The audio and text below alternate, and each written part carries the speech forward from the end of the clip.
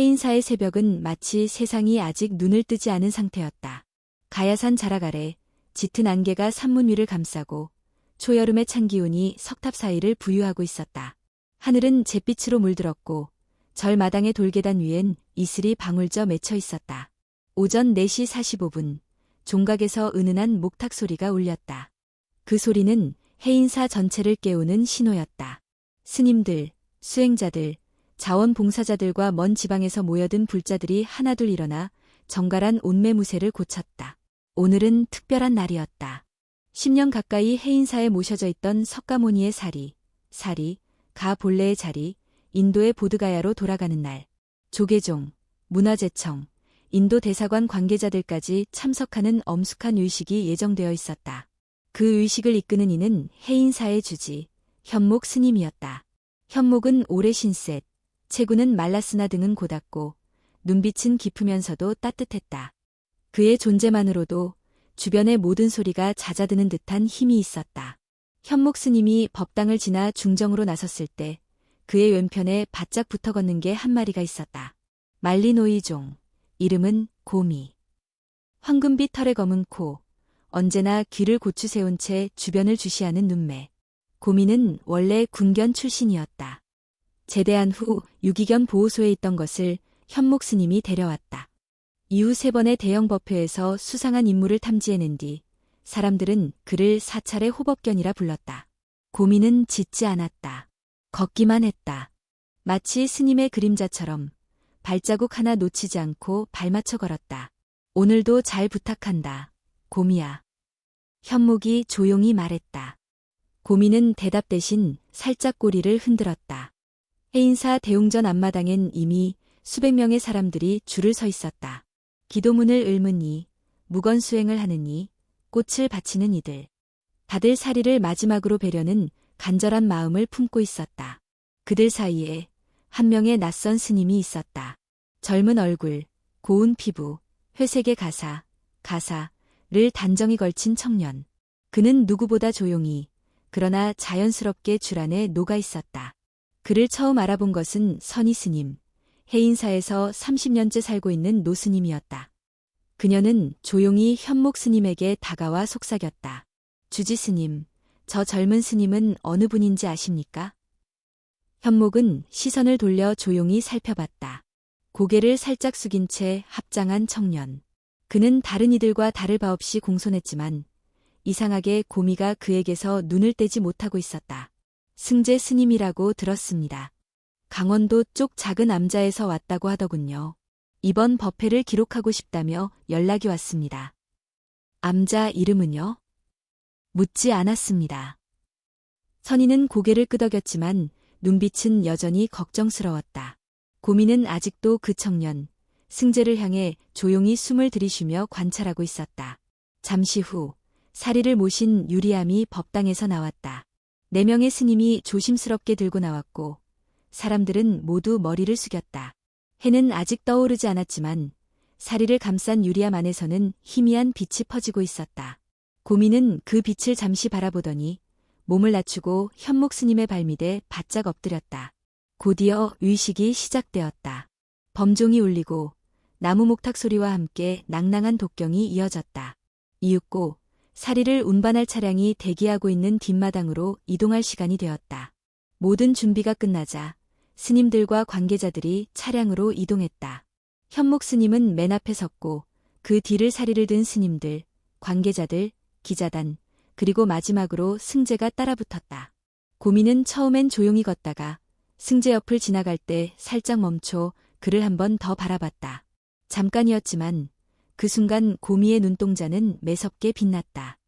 그리고 아무 말 없이 다시 현목 스님의 곁으로 돌아갔다. 왜 가? 오늘따라 왜 이러지? 선희 스님이 중얼거렸다. 승재는 아무렇지 않은 듯 조용히 미소 지었다. 그러나 그 미소 너머로는 알 수 없는 그림자 하나가 어른거리고 있었다. 차량에 오를 때 고미는 스스로 스님의 차량에 탔다. 바로 옆자리는 비워뒀고 사리함은 스님의 맞은편에 조심스럽게 실렸다. 고요한 차 안, 모든 것이 정갈하게 정리된 순간 고미는 고개를 돌려 다시 뒤를 바라봤다. 그곳엔 승재가 고요한 눈빛으로 무언가를 숨긴 채 차량에 오르고 있었다. 그 눈빛을 본 고민은 낮게, 아주 낮게 숨을 들이쉬었다. 해는 아직 뜨지 않았다. 하지만 어떤 진실은 이미 공기 속에 감돌고 있었다. 차가 출발하자 해인사의 고요한 새벽은 점차 멀어졌다. 차량은 총 3대. 가운데 차에는 사리를 실은 유리암과 주지 스님 현목, 그 곁에 고미가 탑승해 있었고 앞뒤로는 보조 스님들과 관계자들이 나눠 탔다. 도반들과 기자들, 의식 준비팀 일부는 이미 전날 밤 김해로 이동해 있었다. 차창 밖으로 펼쳐지는 가야산의 능선은 옅은 안개 속에서 마치 꿈결 같았다. 현목은 조용히 눈을 감고 염주를 굴렸다. 고미는 그의 발밑에 누운 채 말없이 숨만 쉬고 있었다. 그러나 조용했던 차 안에 처음으로 미세한 진동이 일었다. 고미가 몸을 일으켜 상체를 세운 것이다. 귀를 고추 세우고 코를 벌름이며 공기 냄새를 맡았다. 이후 천천히 고개를 돌려 뒤쪽 차량을 바라보았다. 현목은 그 움직임을 느꼈지만 눈을 뜨지 않았다. 그는 손끝으로 염주를 굴리며 말했다. 또 그러는구나. 이번에도 느낌이 오는 거니? 고미는 아무 반응이 없었다. 하지만 몸의 긴장이 평소보다 확연히 높았다. 그는 다시 고개를 앞쪽으로 돌리고 조용히 앉았지만 등 전체에 힘이 들어가 있었다. 30분 후 차량이 고속도로에 진입했다. 운전자는 차 안의 조용함을 유지하기 위해 라디오도 켜지 않았고 뒷좌석과 앞좌석 사이에 간단한 통신만 유지되었다. 뒷차량, 그러니까 승재가 탄 차량에서는 조금 다른 분위기가 감돌고 있었다. 승재는 창밖을 바라보며 한 손으로 염주를 돌리고 있었지만 그 동작에는 명상하는 자의 평온함보다 무의식적 긴장이 담겨 있었다. 그의 염주는 흔히 보는 나무 염주가 아니라 검은색의 고목처럼 짙고 반들거리는 재질이었다. 옆자리에 앉은 관계자가 물었다. 스님, 이 염주는 특이하네요. 무슨 나무로 만든 건가요? 승재는 고개를 끄덕이며 말했다. 티벳에서 전해진 나무로 알고 있습니다. 저희 사찰에선 오래된 가게 전승품이라 특별한 의미는 없습니다. 그는 말을 아꼈다. 말을 더할수록 거짓말의 틈이 생길 수 있음을 알고 있었다. 그러나 그의 목소리는 나긋나긋했고 발음은 정확하며 눈빛엔 주저함이 없었다. 그는 그렇게 배워왔다. 사람들이 스님에게 기대하는 이미지를 잘 알고 있었고 그것을 모방하는 능력에 능했다. 하지만 그 순간 앞차에 있던 고미가 다시 한번 몸을 세웠다. 이번에는 뒷유리창 가까이까지 다가가 귀를 기울이고 있었다. 무언가를 들으려는 듯한 자세였다. 왜 그러니? 현목이 물었다. 고미는 이번에도 대답하지 않았다. 그러나 그 시선은 확실히 뒤쪽을 향해 있었다. 선희 스님은 별도의 차량에 타고 있었지만 무전을 통해 상황을 보고받고 있었다. 그녀는 이미 2번이나 고미의 예민한 감각에 놀란 적이 있었다. 작년 봉축 법회 때 고미는 법당 주변을 맴돌던 한 노인을 향해 갑자기 짖기 시작했다. 그 노인은 스님 행세를 하며 불자들에게 기도비를 요구하고 있던 인물이었다. 발각된 후 그는 무려 3개의 위조된 스님 신분증을 소지하고 있었고 전국을 돌며 기부금을 갈취한 것으로 밝혀졌다. 선희는 이번에도 뭔가 있다고 직감했다. 김해 공항까지는 약 1시간 40분 거리. 시간이 흐를수록 고미의 움직임은 점점 더 신경질적으로 변해갔다.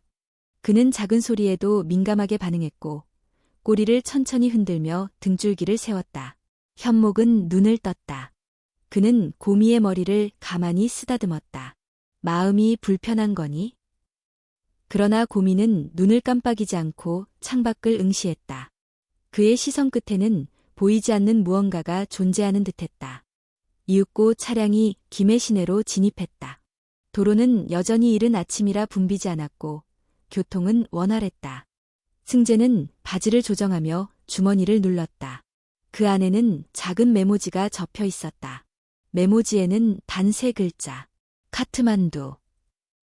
그는 거기서 어떤 사람이 이 물건을 기다리고 있다는 것을 알고 있었다. 그것만 도착하면 현금이 들어올 것이다. 그는 이미 너무 많은 것을 잃었고 이 한 번만은 성공해야 했다. 차량이 공항 진입로에 들어섰다. 안개가 점점 걷히며 하늘이 옅은 청색으로 물들기 시작했다. 고민은 이때 다시 한번 움직였다.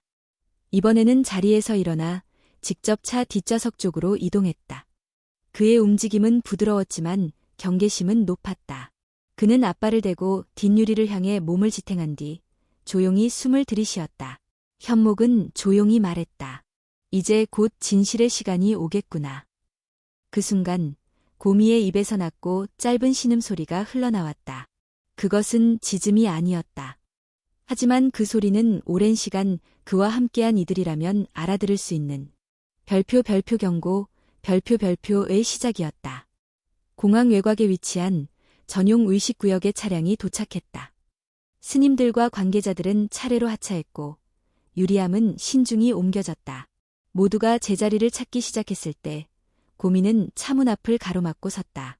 그는 움직이지 않았다. 그 자리에 고정된 채 다시 한번 뒤쪽을 응시하고 있었다. 그리고 멀리서 승재가 조용히 차에서 내려 배낭을 들고 걸어오고 있었다.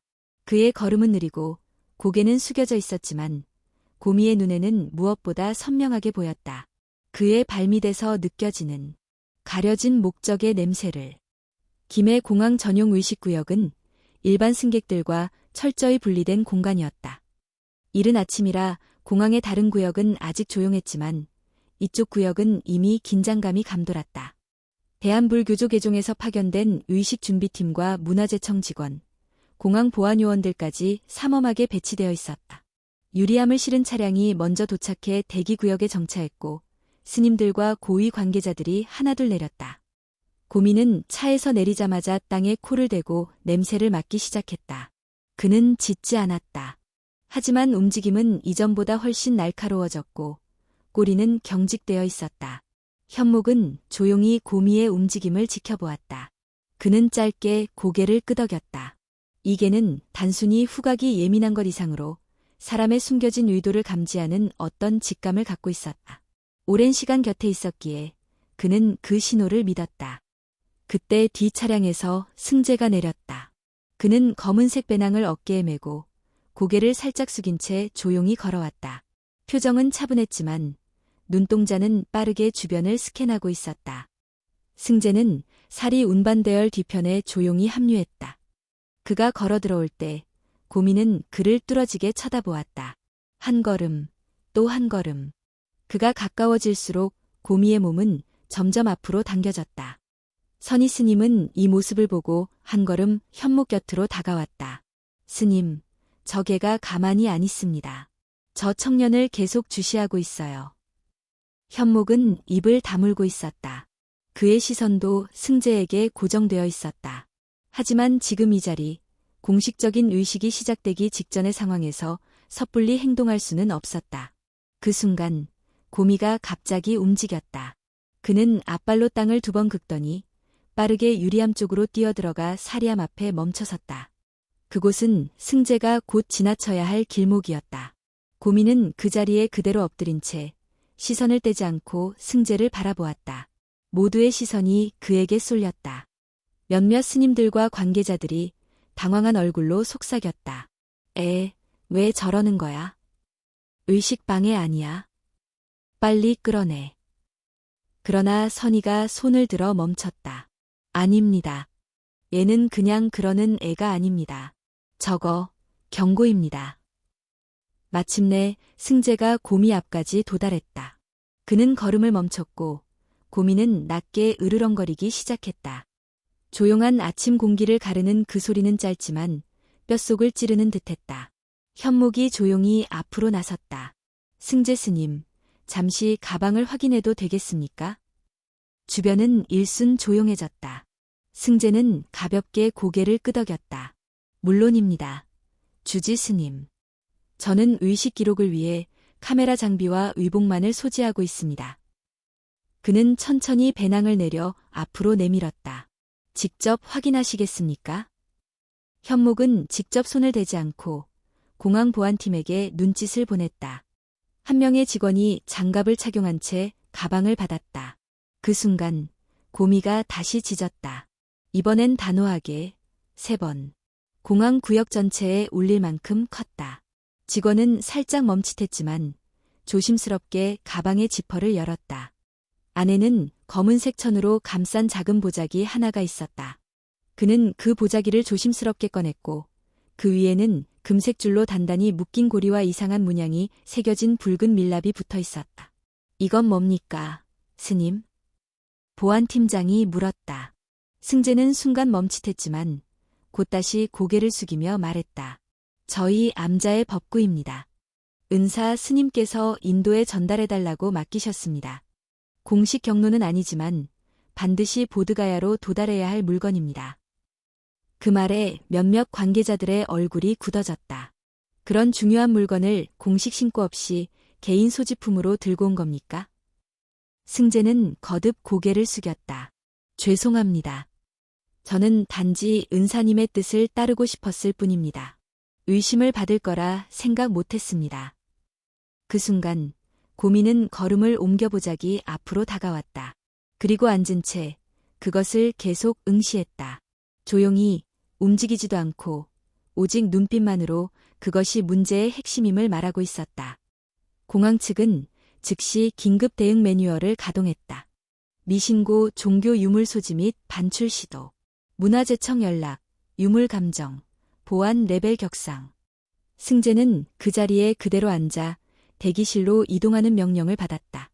그러면서도 그는 고개를 숙인 채 조용히 말했다. 이 모든 건 오해입니다. 제가 직접 설명하겠습니다. 고민은 여전히 움직이지 않았다. 그 자리에 그대로 앉아 그가 떠나는 방향을 계속 쳐다보고 있었다. 현목은 조용히 고개를 끄덕이며 말했다. 진실은 반드시 드러납니다. 문제는 누가 그것을 보느냐지. 그의 말에 선인은 고개를 끄덕였고 옆에 있던 스님 한 명이 중얼거렸다. 정말로 저게는 그냥 동물이 아니야. 뭔가 더 깊은 게 있어. 하늘은 점차 밝아지고 있었다. 그러나 그날 아침 해가 떠오르기 전부터 누군가는 진실의 그림자를 먼저 보고 있었다. 공항 대기실은 무거운 침묵에 쌓여 있었다. 창 너머로 부드럽게 퍼지는 아침 햇살과는 달리 실내의 공기는 팽팽하게 긴장되어 있었다. 승재는 조계종 관계자와 문화재청 직원 앞에 앉아 있었다. 책상 위에는 그의 배낭, 그리고 배낭에서 나온 붉은 밀랍으로 봉인된 보자기. 그의 손은 무릎 위에서 모아졌고 눈빛은 여전히 침착한 듯 보였지만 말끝마다 묘한 떨림이 숨어 있었다. 다시 한번 설명해 주시죠. 문화재청의 감정위원이 말했다. 이 물건은 어디서, 어떤 방식으로 받으셨습니까? 승재는 짧게 숨을 들이쉬었다. 그는 순간 눈을 감았다가 천천히 입을 열었다. 저는 원래 수도승이었습니다. 강원도 태백에 있는 작은 암자에서 20살부터 수행해왔습니다. 그곳은 법등 스님이라는 분께서 30년 가까이 지켜오신 조용한 사찰이었습니다. 그의 목소리는 낮고 일정했다. 처음으로 자신이 겪은 과거를 말하는 데에는 머뭇거림이 없었다. 그런데 그 이야기 속엔 미묘한 슬픔이 섞여 있었다. 5년 전 스승님께서 갑작스럽게 돌아가셨습니다. 절의 소유권을 두고 마을 이장과 재단 측이 다투기 시작했고 결국 그 암자는 관광지 개발을 이유로 철거됐습니다. 스님이 평생 지켜온 법당이 포크레인에 무너지는 걸 보고 저는 처음으로 마음속에서 무언가 부서지는 소리를 들었습니다. 조계종 관계자의 눈썹이 살짝 찌푸려졌다. 하지만 그는 말을 끊지 않았다. 그때부터 저는 떠돌았습니다. 대구, 전주, 광주, 사찰을 옮겨다니며 도반으로 받아들여지지 않는 생활을 했습니다. 어느 날 우연히 오래된 사찰 창고에서 지금 그 유물을 발견했습니다. 그는 손가락을 들어 보자기를 가리켰다. 그건 아주 오래된 법구였습니다. 누구도 관심 갖지 않았고 먼지가 덮여 있었습니다. 저는 그걸 인도로 가져가기로 결심했습니다. 보드가야, 부처님께서 깨달음을 얻으신 그 땅으로 다시 돌려보내면 무너진 제 믿음도 조금은 회복될 거라 생각했습니다. 잠시 정적이 흘렀다. 감정위원이 물었다. 그럼 왜 공식 경로를 통하지 않으셨습니까? 문화재일 가능성도 있고 종단의 허락도 필요합니다. 왜 혼자서 그렇게 하려 했죠? 승재는 시선을 바닥에 두고 대답했다. 공식적인 구조 안에서는 제 이야기를 아무도 들어주지 않았습니다. 저는 이미 이탈자였고 저를 믿는 사람도 없었습니다. 그렇다고 해서 이 유물을 그냥 방치할 수도 없었습니다. 그 말에는 비겁함과 절박함이 동시에 담겨 있었다. 문화재청 직원은 고개를 숙인 채 한참을 조용히 있었다. 그는 안에서 울리는 무전 소리에 응답하더니 조용히 일어났다. 이건 곧 문화재 감정팀에서 확인할 겁니다. 그 전까지는 공항 내부의 보호 조치 아래 두겠습니다. 스님께서는 여기 남아 계시고요. 그가 퇴장하자 조계종 관계자가 입을 열었다. 승재 씨, 한 가지만 묻겠습니다. 지금 이 일, 정말 사리 운반과 관련된 공식 행사에 끼어들 필요가 있었습니까? 승재는 처음으로 눈을 들어 그를 바라보았다. 그 눈빛은 한순간 흔들렸지만 곧 단단해졌다. 네, 필요했습니다. 저는 부처님의 유물이 부처님의 고향으로 돌아가는 여정에 함께하고 싶었습니다. 그게 비록 불완전하고 비공식적인 시도일지라도 그 마음만은 진심이었습니다. 그 순간 대기실 유리문이 열렸다. 밖에서 고미가 조용히 들어왔다. 누구도 그를 막지 않았다. 고미는 걸음을 멈추고 승재 앞에서 조용히 앉았다. 그는 승재를 바라보며 아무 소리도 내지 않았다. 숨소리조차 들리지 않았다. 그 순간 무언가 묘한 긴장감이 흘렀다.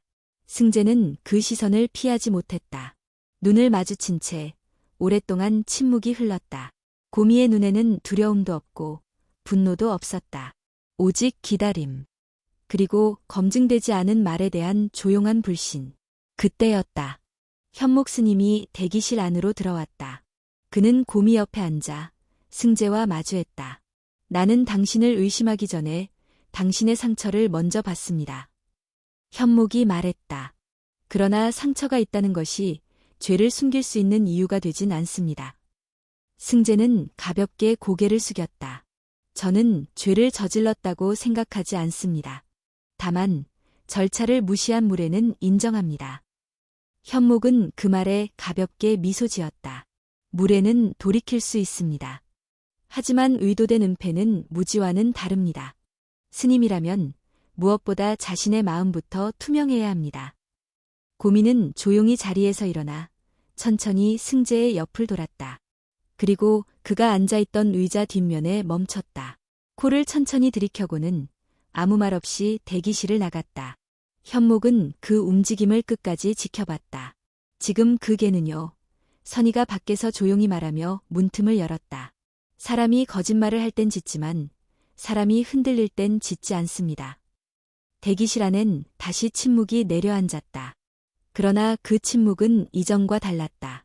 이제 진실은 감추려는 자가 아니라 인정할 준비가 된 자에게 향하고 있었다.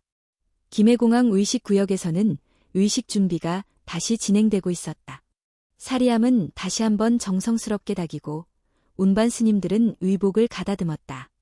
인도 대사관 측 인사와 불교계 고위 스님들이 도착하면서 분위기는 더욱 엄숙해졌다. 하지만 그 엄숙함 이면에는 뭔가 미묘한 긴장감이 감돌았다. 조계종 측은 아직 공식 발표를 하지 않았지만 일부 관계자들은 승재의 사건을 소문처럼 흘려듣기 시작했고 고미의 반응과 문화재 발견 소식까지 더해지며 몇몇 사람들 사이에 불안감이 퍼지고 있었다. 고미는 다시 활주로 주변을 맴돌고 있었다. 그는 눈을 쉬지 않고 이쪽 저쪽 살피며 어떤 냄새를 좇는 듯했다. 그러다 갑자기 방향을 바꿔 활주로로 이어지는 경계 지점으로 뛰어갔다. 선희 스님이 그를 보며 외쳤다. 고미야, 안 돼. 거긴 안 돼. 그러나 고미는 멈추지 않았다. 그의 걸음은 갈수록 빨라졌고 이윽고 활주로 진입로를 지나 실제 항공기 이동 경로로 진입해버렸다. 현목 스님이 그 장면을 보고 곧장 공항 보안팀에게 요청했다. 항공기 이륙 대기 지점, 고미가 진입했습니다. 당장 출입 통제를 요청합니다. 무전은 즉시 작동했고 관제실에 경고가 전달되었다. 곧 이륙 예정이던 항공기는 속도를 늦췄고 관제탑에서 긴급정지 신호를 보냈다. 활주로 안쪽에서는 기체가 천천히 정지했고 조종석 안에서는 파일럿이 상황을 살피고 있었다. 그 사람은 바로 강우진 기장, 25년 경력의 대한항공 베테랑 조종사였다. 저게 뭐야? 활주로에 걔가 왜 있는 거지?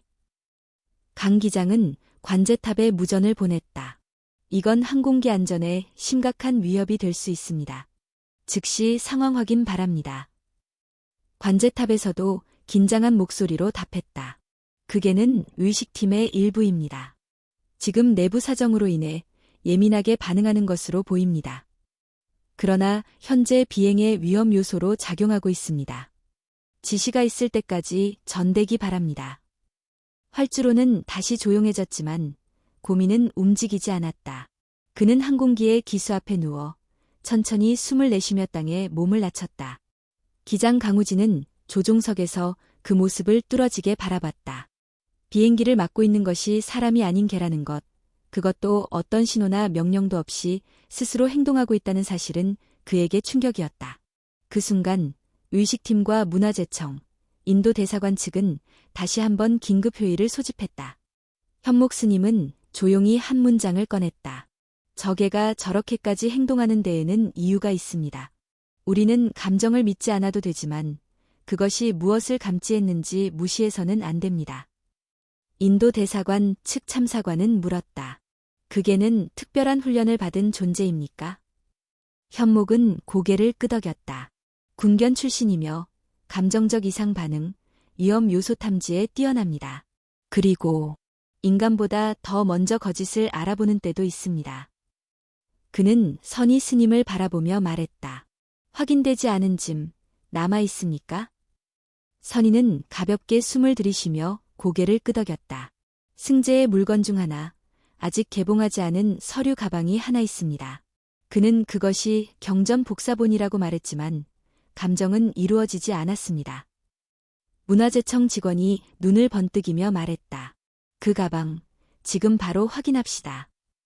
그들은 가방을 다시 조사했고 이번에는 엑스레이 스캐너와 금속 탐지기를 동원했다. 그리고 그 안에서 나온 것은 종이가 아닌 금속판 위에 새겨진 불상 도안이었고 그 밑에는 암시장에서 통용되는 고대 사원 납품 번호가 새겨진 봉인이 있었다. 즉시 문화재청은 해당 물건의 출처를 확인했고 그것은 2008년 분실된 것으로 등록된 경주 남산 사찰 출토 불상 설계도의 일부였다. 현장은 일순 긴장으로 굳어졌다. 이제 상황은 단순한 절차 위반이 아닌 문화재 밀반출 시도로 규정될 수 있었다. 기장 강우진은 무전을 통해 관제탑으로부터 공식 이륙 중단 명령을 받았다.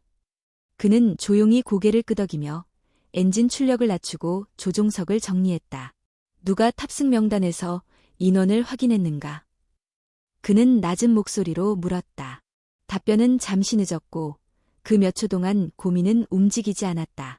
그는 여전히 활주로 중앙, 기체와의 거리 약 15m를 유지하며 숨소리 하나 흐트러지지 않는 자세로 앉아 있었다. 그리고 그 순간 관제탑에서 마지막 무전이 도착했다. 해당 인물은 탑승 명단에 없습니다. 비행에 동반될 수 없는 신원 미확인 인원으로 분류되었습니다. 강우진 기장은 미소를 지으며 말했다. 그럼 오늘 이륙은 여기까지입니다. 그는 라디오를 끄고 조용히 조종석을 나섰다. 비행기가 멈추고 고미가 일어섰다. 그리고 한 번도 짖지 않고 기체를 바라본 채 천천히 돌아섰다. 그의 임무는 끝났다는 듯 이제 사람들의 판단만이 남아있었다. 공항 내 특별조사실. 하얀 벽과 침묵이 지배하는 그 방 안에서 승재는 한 명의 조사관과 마주 앉아 있었다. 테이블 위에는 이미 확인을 마친 유물도안, 밀랍으로 봉인된 보자기, 그리고 조계종 감찰팀에서 파견된 보고서가 놓여 있었다. 한동안 아무도 말을 하지 않았다. 조사관은 메모장을 정리하고 있었고 승재는 고개를 숙인 채 양손을 가지런히 모으고 있었다. 눈동자만이 천천히 흔들리고 있었다. 그 침묵은 오래가지 않았다. 이제는 정직하게 말씀해 주셔야 합니다. 조사관이 조용히 입을 열었다. 당신이 누구인지, 유물들을 어떻게 소지하게 되었는지, 그리고 목적이 무엇이었는지. 승재는 조용히 숨을 들이쉬었다. 그리고 천천히 마치 마음속에 오래 접어두었던 이야기를 꺼내듯 말을 시작했다. 제 이름은 한준입니다. 본명도, 출신도 다 그렇게 되어 있습니다. 스님으로 등록된 적은 없습니다. 처음부터 저는 가짜였습니다. 조사관의 눈이 미세하게 떨렸다. 그럼 왜 스님의 옷을 입었습니까? 처음엔 단순히 돈 때문이었습니다. 한준은 고개를 들지 않고 말했다. 여행객들을 대상으로 하는 사찰 체험 프로그램이었습니다. 스님 역할을 맡고 염주를 팔고 기도문을 암송해주고 그렇게 생계를 이어갔습니다. 그는 고개를 들었다. 눈동자에 고여있는 것은 뻔뻔함이 아니었다. 오히려 묘한 슬픔과 자책이 섞인 복잡한 감정이었다. 그런데 이상하게도 어느 순간부터 그 역할이 진짜처럼 느껴지기 시작했습니다. 사람들이 제 말에 울고 절을 하고 제가 하는 경문에 마음을 담기 시작했어요. 조사관은 조용히 메모를 멈추고 그의 말을 들었다. 처음엔 가짜로 시작했지만 사람들의 그 믿음 앞에서 저도 점점 변해갔습니다. 어느 날부터는 스스로 물었습니다. 이게 진짜가 아니라고 누가 정하지? 나라도 누군가의 평화를 지킬 수 있다면 그것도 의미 있는 거 아닌가? 그는 허탈하게 웃었다. 하지만 결국 거짓은 거짓이더군요. 진실처럼 행동해도 마음속엔 항상 불안이 있었습니다. 그리고 그 불안이 쌓일수록 더 큰 거짓으로 덮게 되었습니다. 조사관은 조용히 물었다. 그렇다면 이 유물을 보드가야로 보내려고 했습니까? 그건 단순한 이상이 아니라 범죄에 가까운 행위였습니다. 한준은 잠시 눈을 감았다. 제가 마지막으로 믿고 싶었던 게 바로 그것이었습니다. 모든 것을 거짓으로 덮어온 삶 속에서 단 한 번만이라도 누군가가 필요로 하는 것을 진짜로 돌려줄 수 있다면 그게 제 속죄가 될 수 있지 않을까 싶었습니다. 그의 말에 조사관은 아무 말도 하지 않았다. 그 침묵은 비난도 용서도 아니었다. 그저 듣고자 하는 태도였다. 그때 문이 열렸다. 현목 스님이 조용히 들어왔다. 그는 조사관에게 인사를 한 후 조심스레 한준과 마주 앉았다. 한동안 두 사람은 말을 하지 않았다. 현목이 먼저 입을 열었다. 나는 내가 거짓된 옷을 입었다는 사실보다 그 옷을 입고도 진실을 담으려 했다는 사실에 마음이 흔들렸다. 한준은 고개를 숙였다. 제가 한 일은 분명히 잘못된 일이었습니다. 스님. 그렇다. 하지만 내가 그 잘못을 인정할 준비가 되어 있다는 건 지금 내 마음 어딘가에는 아직 불씨가 남아있다는 뜻이다. 현목은 손에 들고 있던 작은 종이 쪽지를 꺼내 테이블 위에 올려두었다. 그것은 염주 한 알에 새겨진 작은 만자 문양을 그린 종이였다. 이건 해인사에 있는 가장 오래된 법구 중 하나의 기록이다. 내가 들고 있던 설계도는 바로 이 염주 원형과 일치한다. 그는 조용히 말을 이었다. 내가 그것을 훔치지 않았다면 어쩌면 그것을 지키려 했다는 것도 가능하다. 한준은 눈을 들었다. 그 눈빛엔 이전보다 선명한 빛이 있었다. 저는 그걸 처음 본 순간 이상하게도 손에서 내려놓을 수 없었습니다. 이건 팔 수 있는 게 아니라는 생각이 들었고 이걸 어딘가 다시 돌려보내야 한다는 충동이 있었습니다. 현목은 고개를 끄덕였다. 그 마음이 진심이었다면 그 죄는 사라지지 않더라도 적어도 내 길은 바뀔 수 있을 것이다. 한준은 고미를 떠올렸다.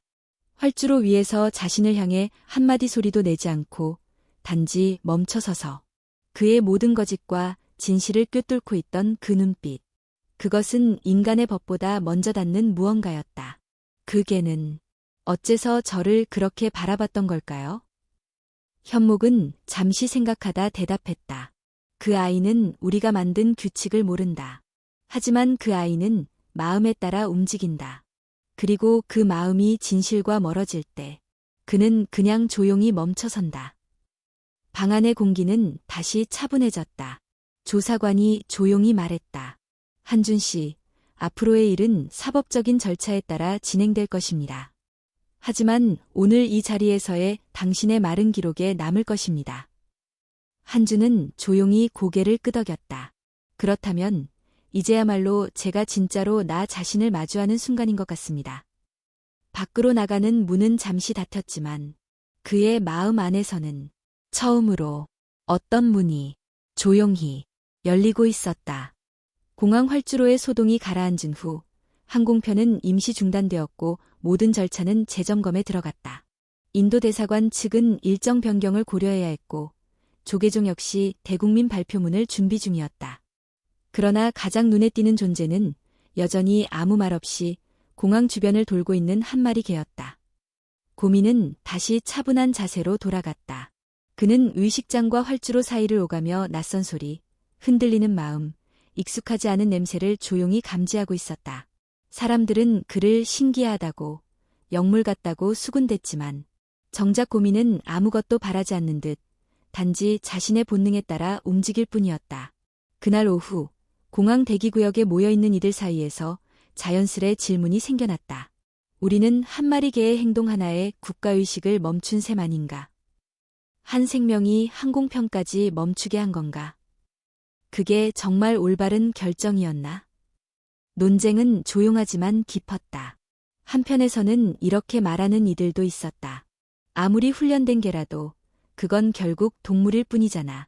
우리가 모든 걸 그 행동에 의존한다면 인간의 판단은 어디로 가는 건가?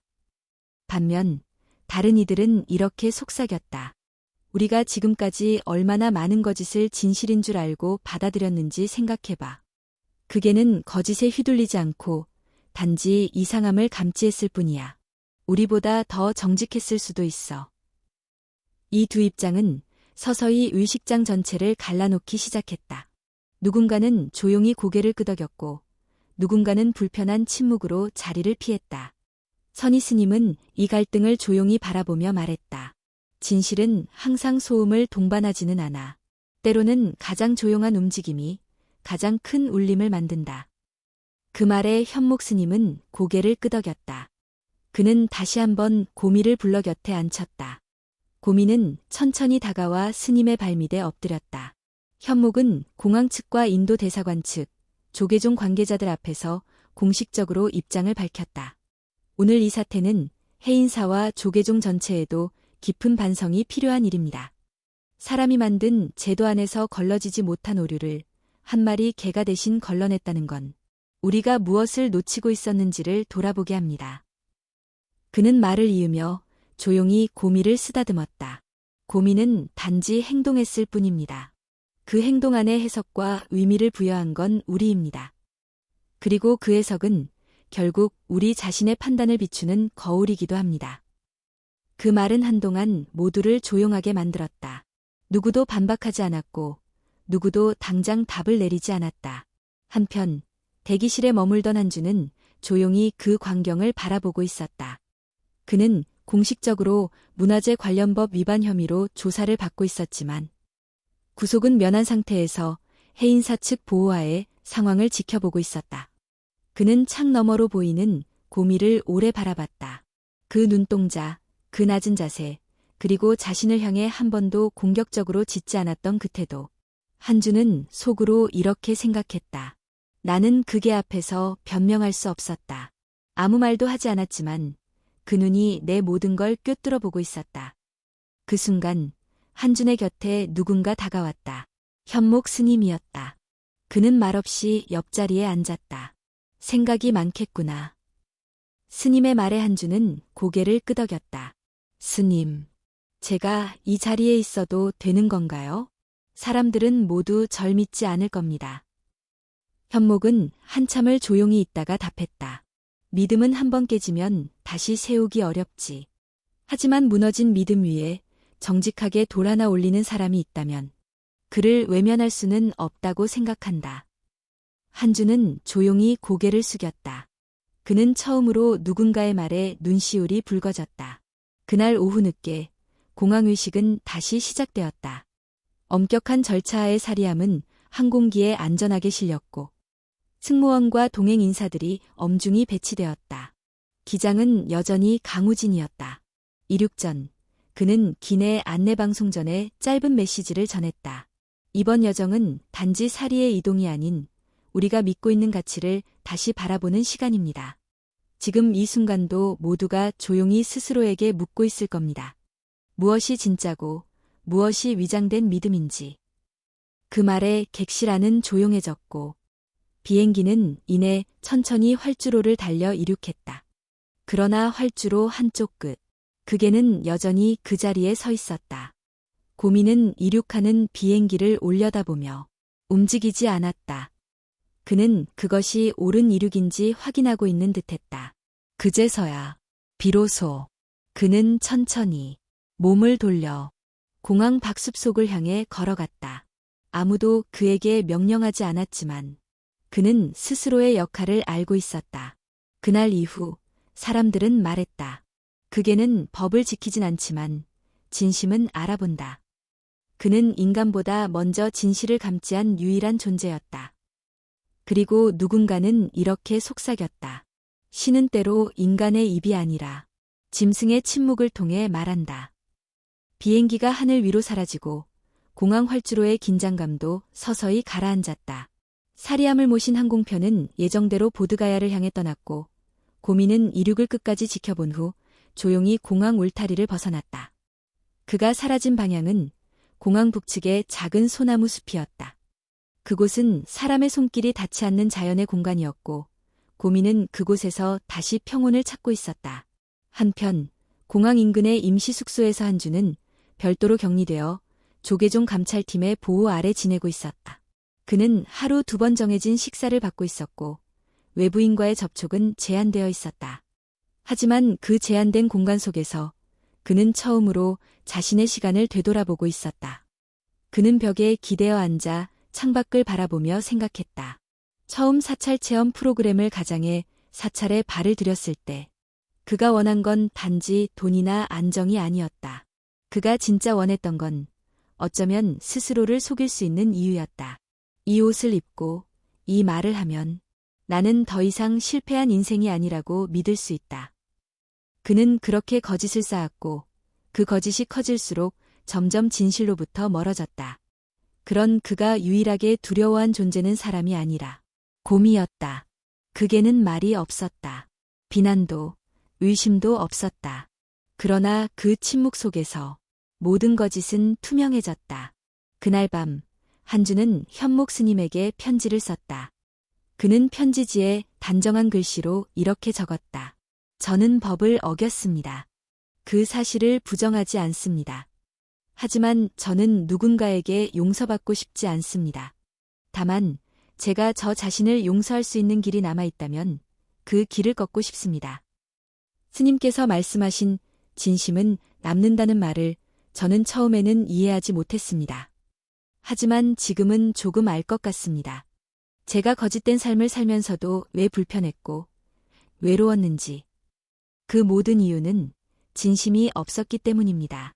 이제는 그것부터 다시 시작하고 싶습니다. 편지를 쓴 후 그는 조용히 눈을 감았다. 그날 밤은 오랜만에 악몽이 없었다. 다음 날 아침 고미가 다시 해인사로 돌아왔다. 그는 홀로 버스를 탄 것도 아니고 누가 데려온 것도 아니었다. 단지 익숙한 길을 따라 자신의 발로 천천히 돌아왔다. 사찰 입구에 도착했을 때 마침 청소 중이던 동자승들이 그를 발견했다. 곰이다. 곰이 돌아왔어. 아이들은 반가워했지만 고미는 반응하지 않았다. 그는 대웅전 앞까지 곧장 걸어갔고 법당 앞에서 천천히 몸을 낮췄다.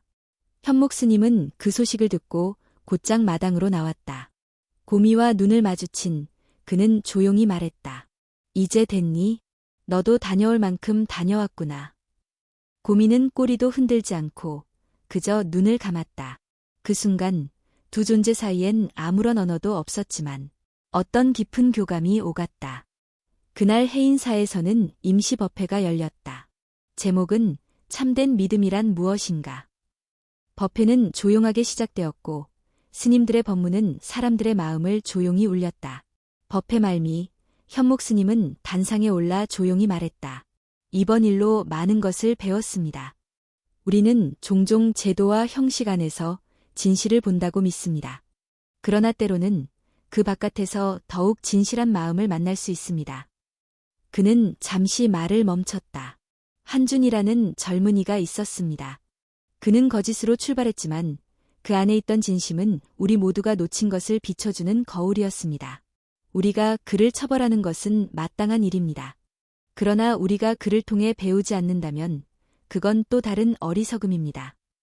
그의 말에 많은 불자들이 고개를 숙였다. 고민은 법당 한쪽에 조용히 앉아 있었다. 그 모습을 바라보던 한 비구니가 속삭였다. 고민은 말하지 않아도 설법하는구나. 그날 저녁 현목 스님은 감찰팀에게 요청했다. 한준을 다시 해인사로 데려와 줄 수 있겠냐고. 그는 짧은 기간이라도 사찰일에 참여하며 뉘우칠 기회를 갖게 해달라고 부탁했다. 속죄의 길은 감옥뿐만이 아닙니다. 그는 말했다. 스스로를 마주할 수 있는 공간이 있다면 그곳도 참회의 길이 될 수 있습니다. 며칠 뒤 한준은 조용히 해인사에 도착했다. 그는 회색의 평상복을 입고 고개를 숙인 채 입구에 섰다. 고민은 먼 발치에서 그를 바라보다 천천히 걸어와 그의 앞에 섰다. 둘 사이엔 아무 말도 없었다. 그러나 한준은 눈을 떼지 않고 고미에게 속삭였다. 이제는 너에게도 거짓이 없도록 살게. 그날 저녁 해인사 종각에서 저녁 종소리가 울릴 때 한 남자는 마당을 쓸었고 한 마리 개는 그 곁에 조용히 앉아 있었다. 불빛은 점점 어두워졌지만 그날 밤 김해공항 의식구역에서는 의식 준비가 다시 진행되고 있었다. 사리함은 다시 한번 정성스럽게 다기고 운반 스님들은 의복을 가다듬었다. 인도 대사관 측 인사와 불교계 고위 스님들이 도착하면서 분위기는 더욱 엄숙해졌다. 하지만 그 엄숙함 이면에는 뭔가 미묘한 긴장감이 감돌았다.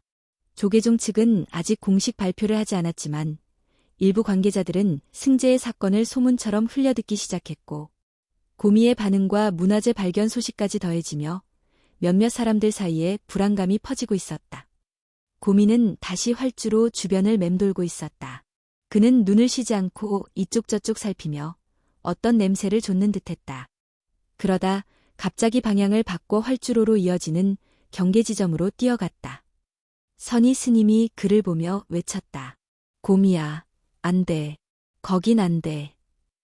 그러나 고미는 멈추지 않았다. 그의 걸음은 갈수록 빨라졌고 이윽고 활주로 진입로를 지나 실제 항공기 이동 경로로 진입해버렸다. 현목 스님이 그 장면을 보고 곧장 공항 보안팀에게 요청했다. 항공기 이륙 대기 지점, 고미가 진입했습니다. 당장 출입 통제를 요청합니다. 무전은 즉시 작동했고 관제실에 경고가 전달되었다. 곧 이륙 예정이던 항공기는 속도를 늦췄고 관제탑에서 긴급정지 신호를 보냈다. 활주로 안쪽에서는 기체가 천천히 정지했고 조종석 안에서는 파일럿이 상황을 살피고 있었다. 그 사람은 바로 강우진 기장, 25년 경력의 대한항공 베테랑 조종사였다. 저게 뭐야? 활주로에 걔가 왜 있는 거지? 강 기장은 관제탑에 무전을 보냈다.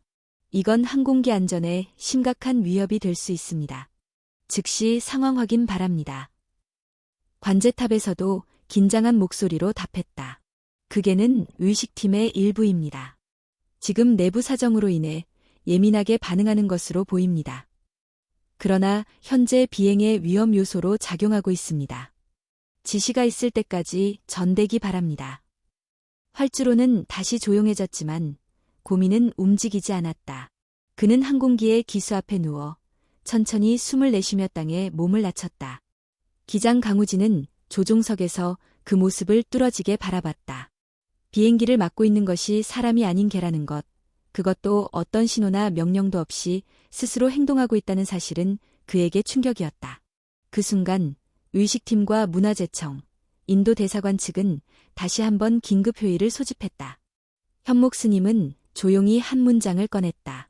저개가 저렇게까지 행동하는 데에는 이유가 있습니다. 우리는 감정을 믿지 않아도 되지만 그것이 무엇을 감지했는지 무시해서는 안 됩니다. 인도 대사관 측 참사관은 물었다. 그게는 특별한 훈련을 받은 존재입니까? 현목은 고개를 끄덕였다. 군견 출신이며 감정적 이상 반응, 위험 요소 탐지에 뛰어납니다. 그리고 인간보다 더 먼저 거짓을 알아보는 때도 있습니다. 그는 선희 스님을 바라보며 말했다. 확인되지 않은 짐 남아 있습니까? 선희는 가볍게 숨을 들이쉬며 고개를 끄덕였다. 승재의 물건 중 하나, 아직 개봉하지 않은 서류 가방이 하나 있습니다. 그는 그것이 경전 복사본이라고 말했지만 감정은 이루어지지 않았습니다. 문화재청 직원이 눈을 번뜩이며 말했다. 그 가방, 지금 바로 확인합시다. 그들은 가방을 다시 조사했고 이번에는 엑스레이 스캐너와 금속 탐지기를 동원했다. 그리고 그 안에서 나온 것은 종이가 아닌 금속판 위에 새겨진 불상 도안이었고 그 밑에는 암시장에서 통용되는 고대 사원 납품 번호가 새겨진 봉인이 있었다. 즉시 문화재청은 해당 물건의 출처를 확인했고 그것은 2008년 분실된 것으로 등록된 경주 남산 사찰 출토 불상 설계도의 일부였다. 현장은 일순 긴장으로 굳어졌다. 이제 상황은 단순한 절차 위반이 아닌 문화재 밀반출 시도로 규정될 수 있었다. 기장 강우진은 무전을 통해 관제탑으로부터 공식 이륙 중단 명령을 받았다. 그는 조용히 고개를 끄덕이며 엔진 출력을 낮추고 조종석을 정리했다. 누가 탑승 명단에서 인원을 확인했는가? 그는 낮은 목소리로 물었다. 답변은 잠시 늦었고 그 몇 초 동안 고민은 움직이지 않았다. 그는 여전히 활주로 중앙, 기체와의 거리 약 15m를 유지하며 숨소리 하나 흐트러지지 않는 자세로 앉아 있었다. 그리고 그 순간 관제탑에서 마지막 무전이 도착했다. 해당 인물은 탑승 명단에 없습니다. 비행에 동반될 수 없는 신원 미확인 인원으로 분류되었습니다. 강우진 기장은 미소를 지으며 말했다. 그럼 오늘 이륙은 여기까지입니다. 그는 라디오를 끄고 조용히 조종석을 나섰다. 비행기가 멈추고 고미가 일어섰다. 그리고 한 번도 짖지 않고 기체를 바라본 채 천천히 돌아섰다. 그의 임무는 끝났다는 듯 이제 사람들의 판단만이 남아있었다. 공항 내 특별조사실. 하얀 벽과 침묵이 지배하는 그 방 안에서 승재는 한 명의 조사관과 마주 앉아 있었다. 테이블 위에는 이미 확인을 마친 유물도안, 밀랍으로 봉인된 보자기, 그리고 조계종 감찰팀에서 파견된 보고서가 놓여 있었다. 한동안 아무도 말을 하지 않았다. 조사관은 메모장을 정리하고 있었고 승재는 고개를 숙인 채 양손을 가지런히 모으고 있었다. 눈동자만이 천천히 흔들리고 있었다. 그 침묵은 오래가지 않았다. 이제는 정직하게 말씀해 주셔야 합니다. 조사관이 조용히 입을 열었다. 당신이 누구인지, 유물들을 어떻게 소지하게 되었는지, 그리고 목적이 무엇이었는지. 승재는 조용히 숨을 들이쉬었다. 그리고 천천히 마치 마음속에 오래 접어두었던 이야기를 꺼내듯 말을 시작했다. 제 이름은 한준입니다. 본명도, 출신도 다 그렇게 되어 있습니다. 스님으로 등록된 적은 없습니다. 처음부터 저는 가짜였습니다. 조사관의 눈이 미세하게 떨렸다. 그럼 왜 스님의 옷을 입었습니까? 처음엔 단순히 돈 때문이었습니다. 한준은 고개를 들지 않고 말했다. 여행객들을 대상으로 하는 사찰 체험 프로그램이었습니다. 스님 역할을 맡고 염주를 팔고 기도문을 암송해주고 그렇게 생계를 이어갔습니다. 그는 고개를 들었다. 눈동자에 고여있는 것은 뻔뻔함이 아니었다. 오히려 묘한 슬픔과 자책이 섞인 복잡한 감정이었다. 그런데 이상하게도 어느 순간부터 그 역할이 진짜처럼 느껴지기 시작했습니다. 사람들이 제 말에 울고 절을 하고 제가 하는 경문에 마음을 담기 시작했어요. 조사관은 조용히 메모를 멈추고 그의 말을 들었다. 처음엔 가짜로 시작했지만 사람들의 그 믿음 앞에서 저도 점점 변해갔습니다. 어느 날부터는 스스로 물었습니다. 이게 진짜가 아니라고 누가 정하지? 나라도 누군가의 평화를 지킬 수 있다면 그것도 의미 있는 거 아닌가? 그는 허탈하게 웃었다. 하지만 결국 거짓은 거짓이더군요. 진실처럼 행동해도 마음속엔 항상 불안이 있었습니다. 그리고 그 불안이 쌓일수록 더 큰 거짓으로 덮게 되었습니다. 조사관은 조용히 물었다. 그렇다면 이 유물을 보드가야로 보내려고 했습니까? 그건 단순한 이상이 아니라 범죄에 가까운 행위였습니다. 한주는 잠시 눈을 감았다. 제가 마지막으로 믿고 싶었던 게 바로 그것이었습니다. 모든 것을 거짓으로 덮어온 삶 속에서 단 한 번만이라도 누군가가 필요로 하는 것을 진짜로 돌려줄 수 있다면 그게 제 속죄가 될 수 있지 않을까 싶었습니다. 그의 말에 조사관은 아무 말도 하지 않았다. 그 침묵은 비난도 용서도 아니었다. 그저 듣고자 하는 태도였다. 그때 문이 열렸다. 현목 스님이 조용히 들어왔다. 그는 조사관에게 인사를 한 후 조심스레 한중과 마주 앉았다. 한동안 두 사람은 말을 하지 않았다. 현목이 먼저 입을 열었다. 나는 내가 거짓된 옷을 입었다는 사실보다 그 옷을 입고도 진실을 담으려 했다는 사실에 마음이 흔들렸다. 한주는 고개를 숙였다. 제가 한 일은 분명히 잘못된 일이었습니다. 스님. 그렇다. 하지만 내가 그 잘못을 인정할 준비가 되어 있다는 건 지금 내 마음 어딘가에는 아직 불씨가 남아있다는 뜻이다. 현목은 손에 들고 있던 작은 종이 쪽지를 꺼내 테이블 위에 올려두었다. 그것은 염주 한 알에 새겨진 작은 만자 문양을 그린 종이였다. 이건 해인사에 있는 가장 오래된 법구 중 하나의 기록이다. 내가 들고 있던 설계도는 바로 이 염주 원형과 일치한다. 그는 조용히 말을 이었다. 내가 그것을 훔치지 않았다면 어쩌면 그것을 지키려 했다는 것도 가능하다. 한주는 눈을 들었다. 그 눈빛엔 이전보다 선명한 빛이 있었다. 저는 그걸 처음 본 순간 이상하게도 손에서 내려놓을 수 없었습니다. 이건 팔 수 있는 게 아니라는 생각이 들었고 이걸 어딘가 다시 돌려보내야 한다는 충동이 있었습니다. 현목은 고개를 끄덕였다. 그 마음이 진심이었다면 그 죄는 사라지지 않더라도 적어도 내 길은 바뀔 수 있을 것이다. 한주는 고미를 떠올렸다. 활주로 위에서 자신을 향해 한마디 소리도 내지 않고 단지 멈춰서서 그의 모든 거짓과 진실을 꿰뚫고 있던 그 눈빛. 그것은 인간의 법보다 먼저 닿는 무언가였다. 그 개는 어째서 저를 그렇게 바라봤던 걸까요? 현목은 잠시 생각하다 대답했다. 그 아이는 우리가 만든 규칙을 모른다. 하지만 그 아이는 마음에 따라 움직인다. 그리고 그 마음이 진실과 멀어질 때 그는 그냥 조용히 멈춰선다.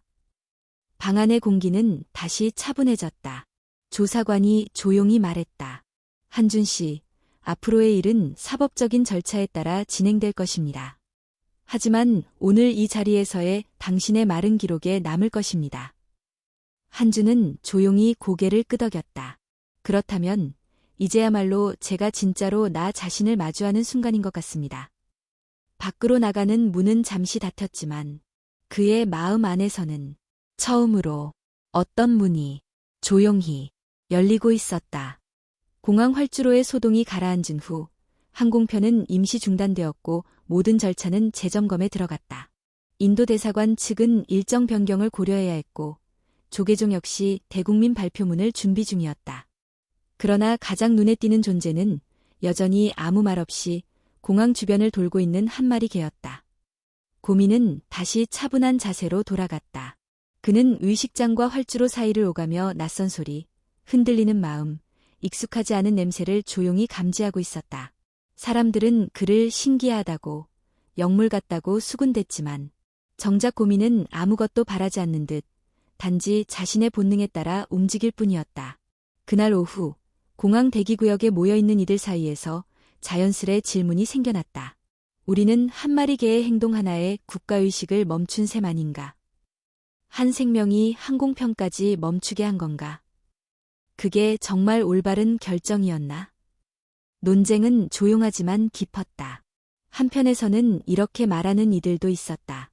아무리 훈련된 개라도 그건 결국 동물일 뿐이잖아. 우리가 모든 걸 그 행동에 의존한다면 인간의 판단은 어디로 가는 건가? 반면 다른 이들은 이렇게 속삭였다. 우리가 지금까지 얼마나 많은 거짓을 진실인 줄 알고 받아들였는지 생각해봐. 그게는 거짓에 휘둘리지 않고 단지 이상함을 감지했을 뿐이야. 우리보다 더 정직했을 수도 있어. 이 두 입장은 서서히 의식장 전체를 갈라놓기 시작했다. 누군가는 조용히 고개를 끄덕였고 누군가는 불편한 침묵으로 자리를 피했다. 선희 스님은 이 갈등을 조용히 바라보며 말했다. 진실은 항상 소음을 동반하지는 않아. 때로는 가장 조용한 움직임이 가장 큰 울림을 만든다. 그 말에 현목 스님은 고개를 끄덕였다. 그는 다시 한번 고미를 불러 곁에 앉혔다. 고미는 천천히 다가와 스님의 발밑에 엎드렸다. 현목은 공항 측과 인도 대사관 측, 조계종 관계자들 앞에서 공식적으로 입장을 밝혔다. 오늘 이 사태는 해인사와 조계종 전체에도 깊은 반성이 필요한 일입니다. 사람이 만든 제도 안에서 걸러지지 못한 오류를 한 마리 개가 대신 걸러냈다는 건 우리가 무엇을 놓치고 있었는지를 돌아보게 합니다. 그는 말을 이으며 조용히 고미를 쓰다듬었다. 고미는 단지 행동했을 뿐입니다. 그 행동 안의 해석과 의미를 부여한 건 우리입니다. 그리고 그 해석은 결국 우리 자신의 판단을 비추는 거울이기도 합니다. 그 말은 한동안 모두를 조용하게 만들었다. 누구도 반박하지 않았고 누구도 당장 답을 내리지 않았다. 한편 대기실에 머물던 한주는 조용히 그 광경을 바라보고 있었다.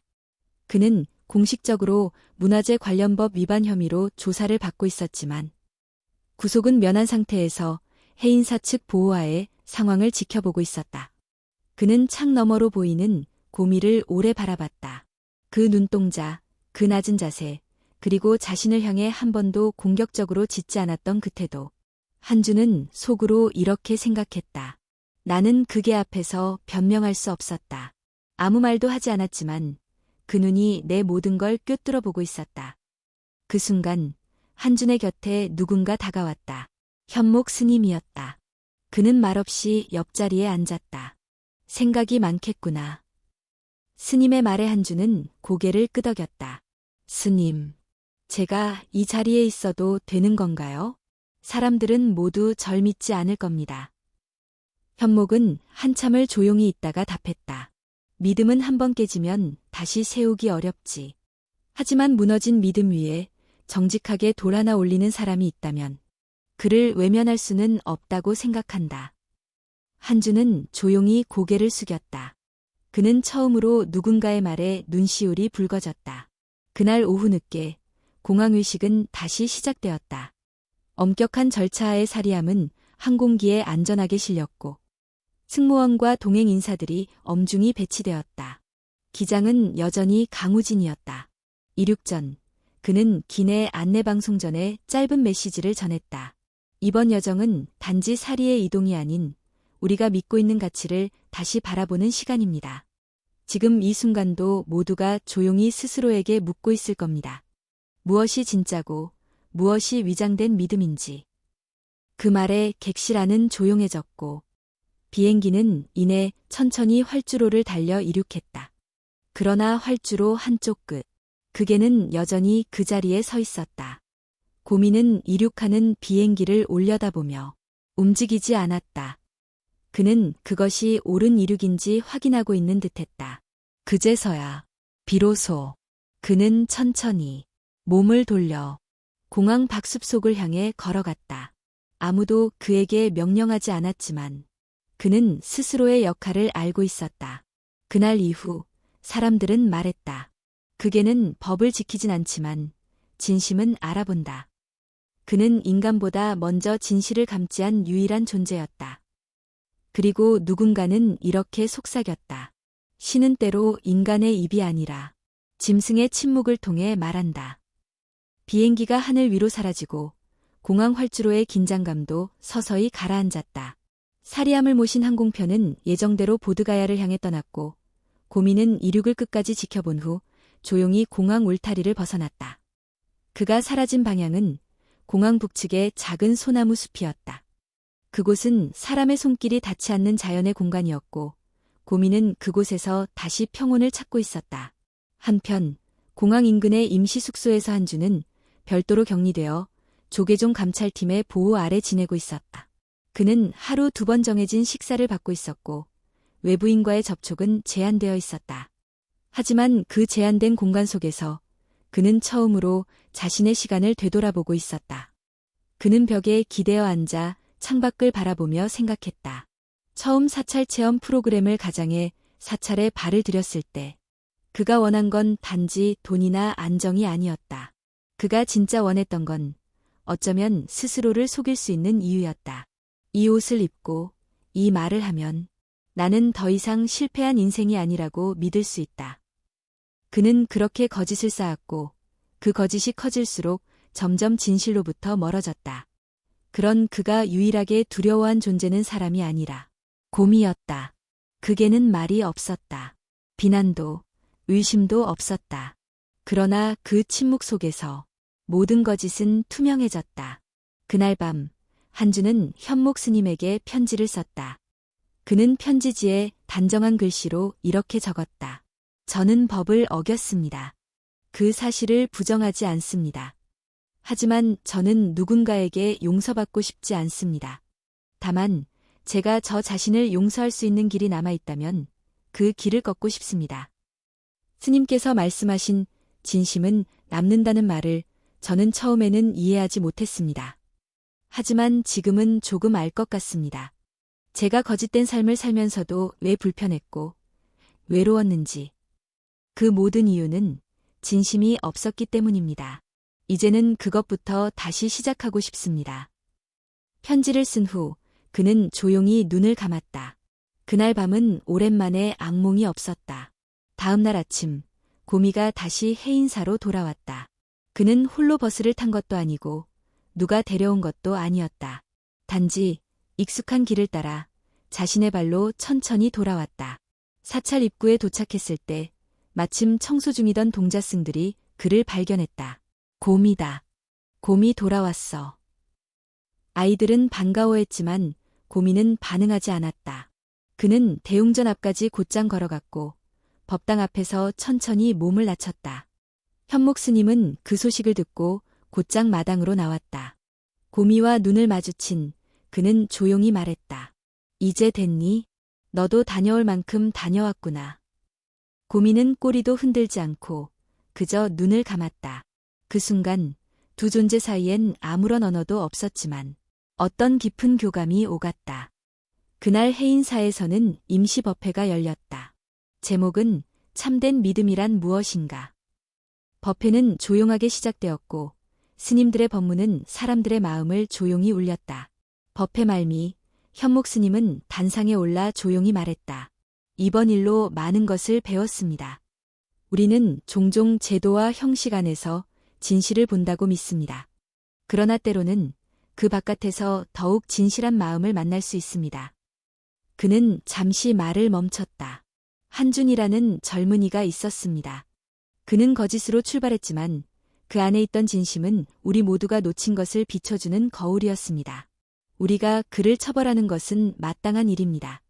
그러나 우리가 그를 통해 배우지 않는다면 그건 또 다른 어리석음입니다. 그의 말에 많은 불자들이 고개를 숙였다. 고미는 법당 한쪽에 조용히 앉아 있었다. 그 모습을 바라보던 한 비구니가 속삭였다. 고미는 말하지 않아도 설법하는구나. 그날 저녁 현목 스님은 감찰팀에게 요청했다. 한준을 다시 해인사로 데려와 줄 수 있겠냐고. 그는 짧은 기간이라도 사찰일에 참여하며 뉘우칠 기회를 갖게 해달라고 부탁했다. 속죄의 길은 감옥뿐만이 아닙니다. 그는 말했다. 스스로를 마주할 수 있는 공간이 있다면 그곳도 참회의 길이 될 수 있습니다. 며칠 뒤 한주는 조용히 해인사에 도착했다. 그는 회색의 평상복을 입고 고개를 숙인 채 입구에 섰다. 고미는 먼 발치에서 그를 바라보다 천천히 걸어와 그의 앞에 섰다. 둘 사이엔 아무 말도 없었다. 그러나 한주는 눈을 떼지 않고 고미에게 속삭였다. 이제는 너에게도 거짓이 없도록 살게. 그날 저녁 해인사 종각에서 저녁 종소리가 울릴 때 한 남자는 마당을 쓸었고 한 마리 개는 그 곁에 조용히 앉아 있었다. 불빛은 점점 어두워졌지만 그날 밤 두 마음 사이엔 하나의 등불이 조용히 켜지고 있었다. 해인사의 초여름 밤은 깊었다. 법당의 등불은 하나둘 꺼지고 바람은 고요하게 소나무 숲 사이를 지나가며 은은한 소량을 퍼뜨렸다. 그 정적 속에서 여전히 마당을 쓸고 있는 한 사람이 있었다. 한준이었다. 그는 두 손으로 대나무 빗자루를 움켜쥐고 천천히 돌마당을 쓸었다. 발밑에서 자갈이 움직이고 낙엽 하나가 붓끝에 매달렸다가 바람 따라 흩어졌다. 그의 움직임은 조용했지만 단호했다. 마치 자신이 어지럽힌 삶의 조각들을 하나씩 주워 담고 있는 것처럼. 고민은 그 옆에서 가만히 앉아 있었다. 등을 곧게 세운 채 때로는 고개를 돌려 주위를 살피고 때로는 먼 산을 응시했다. 고미는 말이 없었지만 한주는 고미가 자신을 지켜보고 있다는 것을 느꼈다. 감시가 아니라 존재로서의 동행. 한주는 가끔 멈춰서서 하늘을 올려다보았다. 별은 보이지 않았고 구름은 낮게 깔려 있었다. 그러나 그 구름 사이에서도 한 줄기 숨 같은 빛이 언뜻 흘렀다. 며칠 전부터 그는 새벽 예불에 참석했다. 가장 마지막 줄, 벽 쪽에 앉아 누구보다 조용히 입을 다문 채 앉아 있었다. 처음엔 스님들의 시선이 그를 스쳤지만 이내 아무도 그를 바라보지 않게 되었다. 한주는 그 무시가 편했다. 그는 그 무관심 속에서 진짜 자기 자신과 마주할 수 있었다. 예불이 끝난 새벽, 그는 대웅전 옆에 있는 작은 법문터로 갔다. 그곳엔 늘 혼자 앉아 묵상하는 사람이 있었다. 현목 스님이었다. 스님은 한준이 다가오는 소리를 듣고도 고개를 들지 않았다. 한준은 멀찍이 떨어진 자리에 앉아 조용히 손을 모았다. 한동안 아무 말도 없었다. 그러다 현목이 먼저 입을 열었다. 잠이 부족하지 않느냐? 한준은 고개를 저었다. 잠보다 조용함이 더 필요했습니다. 그렇지. 그 조용함이 내 안에서 뭔가를 흔들어 깨우고 있겠지. 한주는 말없이 고개를 끄덕였다. 그러다 조심스럽게 물었다. 스님은 제가 다시 사람들 앞에 설 수 있을 거라고 생각하십니까? 현목은 고개를 들고 한준을 바라보았다. 그 시선엔 연민도 판단도 없었다. 그저 오래 바라본 눈빛이었다. 사람들 앞에 선다는 게 무슨 의미라고 생각하느냐? 누군가에게 받아들여지고 용서받고 다시 믿음을 받을 수 있다는 거요. 현목은 작게 웃었다. 용서는 받을 수 있는 게 아니다. 용서는 누군가가 너를 보고 스스로 선택하는 것이다. 그리고 그 선택을 내가 강요할 수는 없다. 그 말에 한주는 조용히 시선을 돌렸다. 현목은 말을 이었다. 하지만 그보다 먼저 중요한 건 내가 너 자신을 용서할 수 있는지다. 남의 시선보다 더 무거운 게 자기 혐오야. 한주는 조용히 숨을 들이쉬었다. 그 말은 뼛속 깊이 박혔다. 며칠 후 한 통의 편지가 해인사로 도착했다. 보드가야에서 출발한 항공편을 담당했던 강우진 기장이 보낸 것이었다. 편지엔 간단한 메시지와 함께 한 장의 사진이 동봉되어 있었다. 사진 속엔 사리함이 보드가야의 대탑 앞에 놓인 순간이 담겨 있었다. 햇빛은 투명했고 그 빛 속에서 유리암 안의 사리는 금빛으로 반짝였다. 그리고 사진 뒷면에는 이런 문장이 적혀 있었다. 진심은 도착합니다. 다만 돌아가는 길보다 훨씬 먼 길을 돌게 될 뿐입니다. 그 문장은 해인사 법당 안에 조용히 붙여졌다. 그 누구의 이름도 없었지만 보는 이들 모두 그 의미를 느꼈다. 그날 저녁 한주는 법당 안에 조용히 들어갔다. 고미는 여전히 그의 뒤를 따랐다.